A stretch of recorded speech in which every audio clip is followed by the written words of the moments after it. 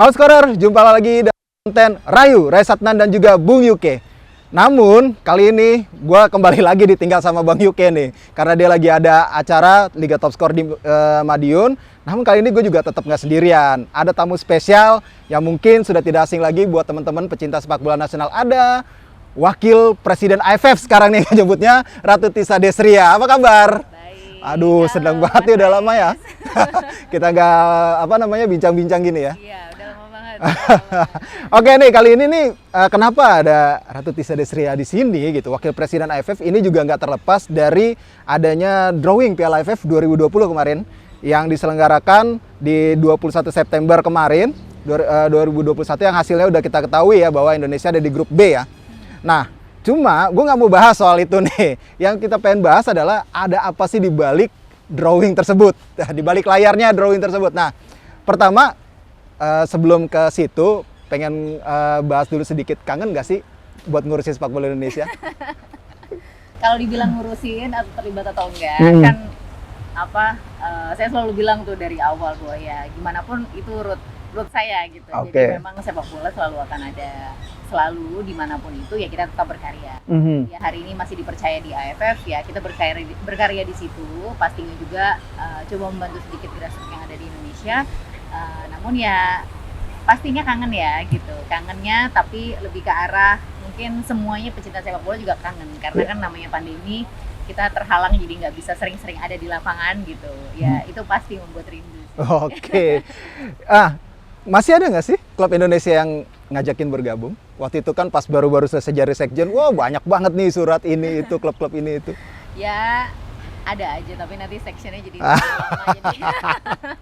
Ini nih, berarti udah ada puluhan klub ya? Ya, oke, kita lanjut soal ini deh. Kemarin Piala AFF gitu. Sebenarnya sebelum diadakannya undian itu, ada cerita apa sih dari mungkin rapatnya exco-nya AFF ya? Akhirnya berani memutuskan tetap menyelenggarakan Piala AFF pada tahun ini gitu. Jadi sebenarnya memang pembahasan waktu terutama tahun 2020 kemarin itu memang nggak henti tuh AFF walaupun secara online koordinasi baik di level komite maupun di level konsilnya itu terus membahas tentang gimana caranya nih, karena kan masalahnya kompetisi memang pusatnya atau bisa dibilang ya jantungnya pembinaan sepak bola gitu ya. Tanpa kompetisi nggak ada jam bermain, kita bagaimana gitu untuk melihatnya. Jadi pembahasan tersebut memang pernah di exercise di beberapa format. Jadi dari Kesekretariatan Jenderal mempersiapkan untuk dibahas di rapat komite kompetisi, di mana saya sendiri ada di dalamnya, di dalam komite kompetisi AFF, dan di sana kita juga studi gitu untuk membahas beberapa negara-negara lain, nggak cuma di AFF tapi juga di luar AFF. Jadi misalnya studi dengan Qatar, studi dengan Korea, studi dengan Jepang. Jadi banyak pembicaraan-pembicaraan yang kita rangkum menjadi satu, seperti apa kira-kira nih gitu. Nah, pada akhirnya bersama dengan commercial partner, itu partner komersial yang sudah kita gandeng sebelumnya di AFF, ya kita putuskan tahun ini harus berjalan gitu. Jadi itu dia kenapa memang dari tahun kemarin kita sempet tidak sekali ya waktu itu ya, terus kemudian langsung kita planning gitu. Jadi biar nggak ditunda-tunda lagi, jadi hanya sekali kemudian kita planning. Nah, kalau soal itu tetap tanpa penonton berarti? Ya. Sejauh ini pasti tetap tanpa penonton ya? Dari partner komersial kita sejauh ini seperti itu. Oke. Nah, kenapa formatnya akhirnya diputuskan lagi hosting? Karena kan sempat ada kandang tandang ya waktu itu. Awalnya kan dulu kan memang ketika AFF menuju era yang baru, mungkin lebih ke arah oke, kita harus kembangin lagi nih football industrinya kayak gimana, dan lebih spesialnya bagi member-member kita lah, member association kita, makanya dulu diputuskan format kandang tandang supaya member association kita lebih berkembang lagi. Tapi dikarenakan pandemi ini bisa dibilang seperti itulah, kita harus back dulu nih ke centralized format gitu. Jadi itu juga kemarin perhitungan semua berdasarkan dari sisi aspek keolahragaan juga, perhitungan travel, tapi yang paling penting resiko tentang event ini. Nah, soal centralized, pengajuan tuan rumah, mekanisme dan persyaratannya itu seperti apa sih sebenarnya untuk menjadi tuan rumah di Piala AFF tahun ini? Ada beberapa negara yang sudah mengajukan datang ke Kesekretariatan Jenderal dan nantinya sudah di shortlist menjadi kandidat dan akan dibahas di rapat komite kompetisi AFF Senin besok nih. Jadi ya detailnya tentu saja. Tapi memang prosesnya itu kan sudah mengajukan mereka bidding ya pasti ya. Betul. Feeding. Nah, terus syarat utama yang mungkin akan ditekankan kenapa si negara tersebut dipilih mungkin bisa di Sebenarnya dalam hal ini ada beberapa kuesioner yang mereka harus lengkapin. Tapi Oke. yang paling penting adalah ini masalah health, safety, security. Dua aspek itu. Jadi area yang health dan area safety security, seperti apa planningnya itu menjadi yang utama. Jadi beberapa negara akan sudah mengajukan konsep, melengkapi kuesioner dan sudah di shortlist menjadi kandidat dan kemudian akan dibahas di hari Senin nanti. Jadi memang untuk yang kali ini seperti halnya di sepak bola lainnya, di belahan dunia lainnya, memang aspek area health dan safety security ini menjadi nomor satu gitu. Nah Oke. ini sih ada sisi apa ya, ada sisi alhamdulillahnya juga gitu, karena dahulu kala itu kan safety security itu kan aspek yang malah tidak di depan, di depan. gitu ya kan, ada pelengkap baik tapi memang nggak itu duluan. Nah sekarang dikarenakan ada pandemi ini kita benar-benar yang namanya nggak cuman masalah health-nya tapi masalah crowd manajemennya seperti apa, apabila ada risiko misalnya di luar ada yang datang atau seperti apa, itu harus semuanya itu diperhitungkan juga. Oke.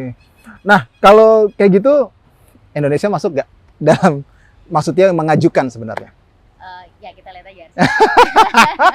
Kita tunggu aja keputusan dari AFF Komite Kompetisi. Berarti hari Senin itu sudah hari Senin ini berarti tanggal 27 September ya, teman-teman. Kalau ini tayangnya setelah itu apa namanya? Jadi biar tahu aja akan diputuskan tanggal 27 September, berarti sudah tuan rumah fixnya ya? Betul. Tuan rumah definitifnya ya? Ya, akan diumumkan kandidatnya dan juga tuan rumah. Nah, balik lagi soal AFF nih kayaknya sudah menjadi minat negara-negara lain di luar regional. Salah satunya India nih yang sudah mencoba untuk apa namanya ingin masuk nih ke kompetisinya AFF. Dari AFF sendiri buka pintunya seperti apa sih untuk negara-negara lain di luar regional? Sebenarnya kalau dari AFF sendiri, kami memang di AFF menyadari nih, ketika kita mainnya kelasnya di sini-sini saja, Iya. gitu kan, kita pun harus juga lebih meningkat lagi untuk competitiveness kita, levelnya lebih meningkat lagi. Jadi kita selalu terbuka dalam hal kompetisi untuk orang ataupun member association yang turut serta gitu, ikut serta. Jadi sebenarnya keterbukaan itu ada, hanya saja tinggal diputuskan masalah keseluruhan ya, karena kan namanya kompetisi itu kan semangatnya itu bukan seperti apa ya, bukan seperti pendaftaran turnamen biasa gitu Iya. kan, tapi ngariung ya nggak. Jadi dari sini harus kontribusinya apa terhadap komunitas AFF tersebut gitu. Kemudian dari AFF juga bisa kontribut apa gitu. Jadi lebih ke arah hal-hal semangat sepak bolanya dan administratifnya. Tapi kalau dari sisi visionnya Presiden AFF dan juga kita di AFF Council juga nggak pernah ada yang maksudnya tertutup dengan suatu hal yang baru, apalagi keikutsertaan di untuk kompetisi gitu. Karena itu ningkatin kita juga gitu. Kalau kita bisa melawan lawan yang lebih tangguh, kemudian lawan yang lebih banyak, jam bertanding lebih banyak, otomatis kan lebih bagus. Iya, benar. Nah, ini menarik lagi, kita balik lagi flashback sedikit ya soal kenapa sih Ratu Tisa bisa ada di kursi wakil presiden AFF. Waktu itu boleh dijelasin lagi ya ke teman-teman, mungkin perlu flashback ataupun refreshing ya untuk mengingat lagi gitu. Kenapa sih akhirnya bisa terpilih di wakil presiden AFF waktu itu? Terus ini kan kepengurusan udah berganti nih, banyak yang nanya nih. Kenapa katanya kan itu representasi mungkin organisasi entah negara ya, perwakilan lah gitu, di situ duduk situ. Nah, kenapa akhirnya Ratu Tisa tetap walaupun sudah keluar dari kepengurusan PSSI ataupun organisasi PSSI sejauh ini? Kalau jabatan di AFF saat terpilih itu termasuk juga di AFF Vice President, itu sifatnya bukan representatif dari negaranya atau dari asosiasinya, tapi itu elected, single elected individual. Jadi dipilihnya itu atas nama individual, bisa dinominate oleh negaranya atau oleh negara lain. Dalam kasus saya waktu itu saya juga dinominate oleh Thailand waktu itu sebelum pemilihan. Jadi waktu itu dinominate oleh mereka, kemudian kongres dan terpilih gitu saat itu. Jadi itu sifatnya elected individual. Kalau by rules-nya seperti itu yang vice president.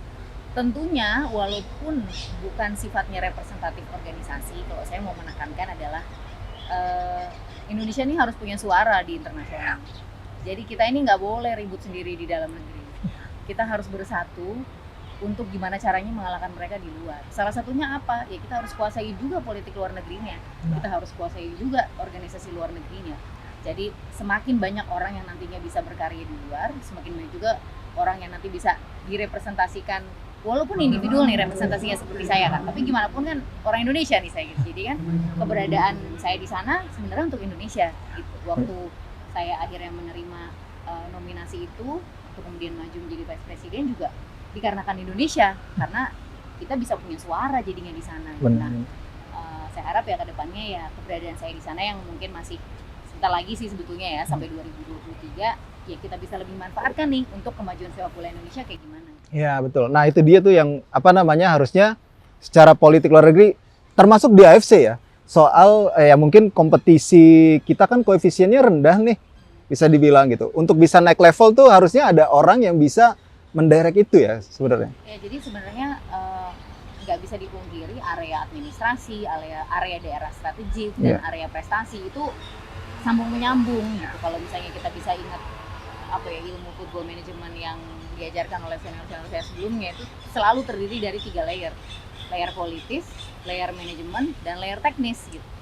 Yang ngurusin tim ini kan layer paling bawah nih, yang bisa bikin menang langsung atau enggak gitu. Tapi layer 1 dan 2-nya juga harus tetap kita jaga sama-sama supaya bisa kita kuasai sama-sama. Akhirnya keberadaan Indonesia juga diperhitungkan di luar negeri. Oke. Selain di wakil presiden AFF ya, ada kesibukan lain. Sekarang apa sih? Sekarang ngurusin elektronik ya? Iya betul. Ini gimana kesibukannya? Teman-teman kalau mau cari segala macam jangan lupa ke Electronic City. Ya kita masih di Electronic City. Juga aktif juga ya kan Electronic City bagian dari grup Arta Graha, jadi juga ada beberapa hal-hal yang sifatnya lintas gitu dalam satu grup tersebut, tapi mostly ya fokusnya di Electronic City. Nah banyak juga hal-hal yang pengen dikembangkan di sana, termasuk salah satunya area entertainment, mungkin areanya nanti bisa juga berhubungan dengan sports, karena banyak juga di salah satu grup juga kita bikin konsep untuk sport tourism, karena ada banyak fasilitas-fasilitas yang belum dimanfaatkan untuk menjadi tourism di masa depan. Jadi ya sekarang kesibukannya itu. Jamur masih? Masih. Wah ini dia nih, pedagang jamur juga. Sekarang jamur udah ekspor kemana aja? Oh belum. Masih ke pasar teman-teman ya. Masih ke pasar ya? Iya, tapi itu adalah kebutuhan yang paling tinggi ya. Paling jadi tinggi. ya udah gitu ya. Kita teruslah di situ terus. Karena gimana pun agriculture dari sebelum saya jadi sekjen juga udah terjun di sana dengan berbagai macam tanaman gitu ya, nggak cuman jamur aja gitu, tapi yang berjalan sampai sekarang ya jamur. Oke. Nah, teman-teman, sebelum kita lanjut ke pertanyaan berikutnya, aku mau ngingetin lagi bahwa bisa download apps score.id gitu. Di situ ada banyak aktivasi, kemudian ada berita-berita seputar olahraga. Kalian juga bisa ikut kuisnya di situ dan juga bisa ikut donasi untuk Liga Top Score. Selain itu nih, kita lagi di tempat yang berbeda nih ya. Ya. Kebetulan nih kita ada di Hotel Borobudur, di tamannya Hotel Borobudur gitu. Jadi di sini lumayan cozy banget ya, santai banget ya. Suasananya enak banget, kayak ada di hutan di tengah kota lah gitu ya. Banyak burung-burung dari tadi gitu. Banyak burung-burung. Oke. Itu bukan rekaman ya teman-teman. Iya benar, ini suara asli. Suara asli. Oke, kita lanjut lagi soal ada posisi lain selain di luar sepak bola, tapi masih di olahraga, menjadi Deputy Event Director 2 FIBA Asia Cup 2021 ya. Event diundur sejauh ini seperti apa sih persiapannya untuk FIBA Asia Cup itu? Ya sekarang sih dari tim ya khususnya di teman-teman sekretariatan bersama dengan juga direktur-direktur per bidang itu terus melakukan koordinasi, terutama juga yang di area operation juga. Jadi saya ngelingnya dengan area operation, lebih banyak sih juga teman-teman di operation dan divisi-divisi lain yang memang melakukan koordinasi secara reguler. Memang 2 minggu yang lalu kita juga baru rapat untuk menentukan tanggal, mungkin nantinya akan harus dibicarakan terlebih dahulu dengan FIBA, kemudian juga dengan Perbasi ya. So far sih kami dari kepanitiaan tuh excited ya, kalau mungkin bicara lebih teknis lebih detail nanti biar Mas Junas dan kawan-kawan yang note gitu. Cuman semangatnya dulu nih gitu bahwa ini bisa menjadi event internasional pertama Indonesia. Kita bisa mempraktekkan, kan ada beberapa protokol-protokol kesehatan yang memang dari FIBA sudah dipraktekkan di tempat lain yang juga ditweak untuk di Indonesia. Kemudian juga nanti kerjasama ngeling dengan Kementerian Kesehatan, protokol kesehatannya pun akan disahkan di sana. Jadi bagaimana cara running event internasional di tengah pandemi ini, dan kita bisa jadi salah satu percontohan, itu yang saya senang lah ya gitu, excited tentang itu. Tetap di Istora ya nanti? Iya. Oke, di Istora ya. Berarti cuma di satu kota aja ya? Iya. Oke. Nah, itu dia tuh. Nah, teman-teman, kayaknya udah banyak banget nih kita ngobrol nih. Thank you banget buat waktunya yang sudah sibuk. Susah loh sekarang ngatur waktunya walaupun udah nggak di PSSI. Aduh, enggak lah. Oke, thank you banget teman-teman buat yang dengerin. Jangan lupa sekali lagi gue ingetin tetap download app score.id. Kemudian kita juga punya score index. Di situ ada statistik-statistik juga yang mana kalau dalam pertandingan Liga 1 kita tampilkan statistik-statistik menariknya gitu. Gua sekali lagi mengucapkan terima kasih buat Ratu Tisa Desira, Wakil Presiden AFF. Resmi banget. Resmi ya, banget. Sama-sama. Thank you buat waktunya dan teman-teman kalau ada salah kata mohon maaf. Sampai jumpa lagi di program Rayu selanjutnya. Bye bye.